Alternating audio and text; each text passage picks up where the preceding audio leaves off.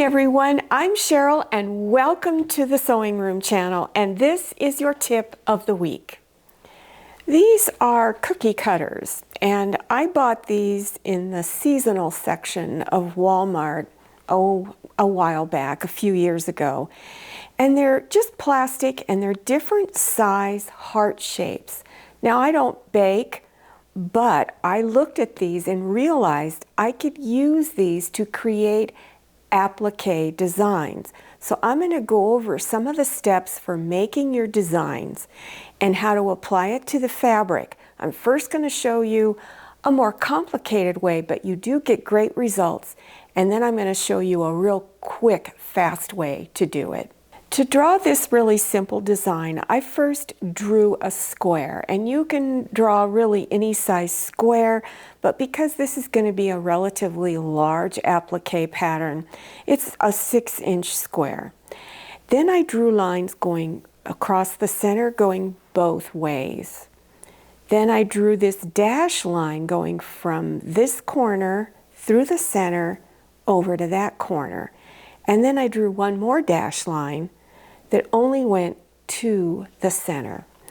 So to place these hearts exactly where I want them, I'm going to just keep the point, the little dips here and here.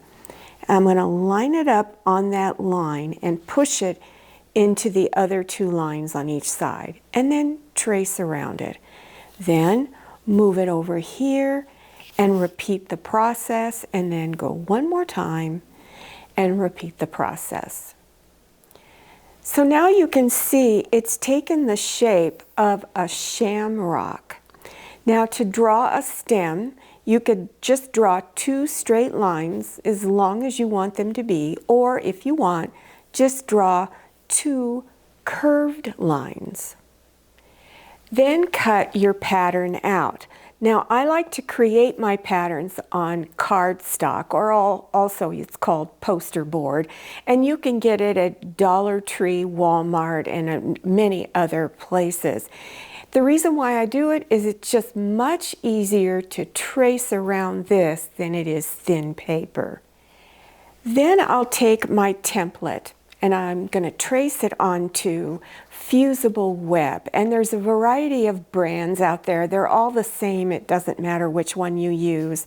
But this particular one is Pellon Light Easy Steam 2. Now on the back it has plain paper. And then on the front where you draw your lines, you'll have this grid line side. In between is a thin layer of glue. So take your template and trace it around on the grid line side. So then you have this. Then to cut it out of your sheet, go out about 1/4 inch all the way around. And then after you've cut it out, turn it over to the back and remove the thin paper on the back. And just make sure you're not lifting up the glue, just the thin paper. Now here is the fabric that I want to put the shamrock fusible web on. So this is the right side of the fabric. It's the prettiest side. So on the back side is where I'm going to put my fusible web. So after you've cut it out, you've removed the paper on the back, you finger press it on the back side of the fabric or the wrong side. Then using scissors, you're going to cut right on your drawn lines. So to place it on your background fabric, you would now remove that blue grid line paper off. And so your applique fabric will have a little bit of glue on the bottom side. Then place it onto your background fabric and then finger press it down. Then you're going to take a damp cloth, and I usually keep a little spray bottle next to my iron, and I'll just lightly spray it with water. Then using a steam iron, you're going to hold and press it down for whatever number of seconds it tells you to do. It's usually between 10 and 15 seconds. And then you lift and you keep doing that until you've covered the entire design. Then I recommend you let it set for just a couple of minutes so that the glue can dry. Before you do any stitching on the edge of your design, you need to put either thin paper like this or tearaway stabilizer. The tearaway stabilizer, you can usually get it in fabric stores. You can even get it online, on Amazon, and many other websites. The thin paper, I buy it on rolls at the hardware store, Home Depot, or Lowe's. You go into the paint department and they have all kinds of paper there, and it's very reasonably priced. So whichever you're going to use, you're going to place it behind your fabric here. And this helps to stabilize the fabric so you don't get a lot of puckering on your fabric.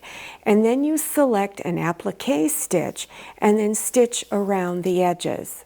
Here are some applique stitches that I have on my sewing machine. So look in your user's manual for information on which one of your stitches are considered applique. Now, always test the stitch out on scrap fabric. I keep stacks of scrap fabric by my sewing machine, and I not only just look at the top, but I'll turn over and look at the bottom to see how the stitch looks. If you've got a lot of loops under the bottom of your fabric, your bobbin is probably in backwards. So make sure you check the bobbin and probably just re-thread the entire machine. So this is what the shamrock would look like on a project. This is a table runner that I made quite a few years ago. And if you look close, I chose the blanket stitch to go around the edge. So that's why it's so important to always test stitch before you do it on here, because you don't want to have to rip stitches out and then ruin your fabric. Now I'm going to show you a real easy way, and this easy way doesn't work on all types of applique projects, but on some really basic ones it's really quick and it'll turn out just as nice. So I'm going to draw a heart on this fabric. Now this is the right side of my fabric, the prettiest side, and then here is the not so pretty side. It's called the wrong side of the fabric. Take whatever template you're going to use and then trace around it. Now take some scissors and you're going to cut a hole in it. And I'm going to cut most of the way across here. Now don't worry about this hole. No one's going to see it when we're done. So now you're going to take another piece of fabric, and I'm just using this other side here, and I'm going to bring it together. Place a few pins to hold it together in place, and then you're going to stitch right on top of these drawn lines.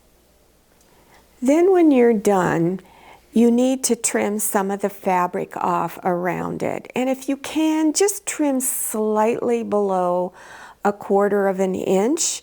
If you're going to use regular straight edge scissors, this is what your edge would look like.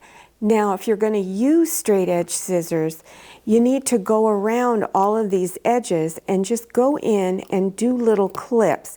Make sure you don't cut through your stitch line. You can use pinking shears like this. They have jagged edges. So this is a sample of what it would look like. No matter which scissor you decide to use, there's 2 areas where you need to go in, and you need to cut right in through there up at this little dip, and then you also need to cut some of this fabric off down here at the point, because otherwise it will get real thick down there and it won't lay very nice. Then you're just going to go through your hole and turn it front side out. Then place it onto your background fabric. Now make sure you press your little heart out first, then place it down. The side that has the hole in it is underneath, so no one is going to see it. If you don't have any applique stitches on your sewing machine, don't worry, you can still do this. Use a straight stitch and stitch close to the edge. So on this side, I've used a straight stitch, and I used the same color of thread as the fabric is. On this side, I chose the blanket stitch, and I used a different color. So the color of your thread doesn't always have to match. It's up to you. So on the back, I still have the paper. It's very important that you put paper under there or the tearaway stabilizer. This is the side that has the straight stitch on it. And then this is the side that has the blanket stitch.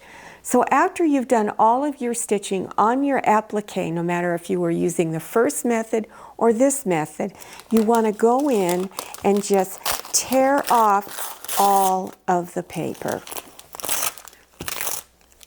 So I'm going to show you real quick some of the projects that I've done applique on. This is a tote bag, and I put letters on it. Now letters are a little tricky, and I am going to have a link down below your YouTube screen to do the lettering. Some of your letters have to be drawn in reverse. So if you go to that tutorial, it will explain about those letters that have to be reversed. Then I've put a flower onto a little girl's skirt. Here is a round pot holder, and I cut the flower that was printed onto fabric and applied it on. Here's a little Easter bunny, and then on this towel is a heart. And you can also do more complicated projects like this on pillows. It's called Sunbonnet Sue. Well, I hope you enjoyed this tip of the week and that you learned something new. I hope I've inspired you to try doing some applique stitching if you haven't already done it before. Now make sure you go down below your YouTube screen to the description section to find those links. To get to the links, you need to look for the word more, click on it, and that section will expand open, and you will see all kinds of links to a variety of applique projects. Now don't forget to follow me on Instagram, and make sure you go and check out my Facebook page. Thank you so much for watching. I'll see you next time, and happy sewing. If you like the Sewing Room channel, one of the best ways to show your support is to subscribe by clicking on that red subscribe button and give this video a thumbs up. And don't forget to click on share to share this video with your friends. And make sure you click on the bell so you receive notifications for all my new videos. I'm Cheryl, this is Manny, and this is Scotty. See you next time.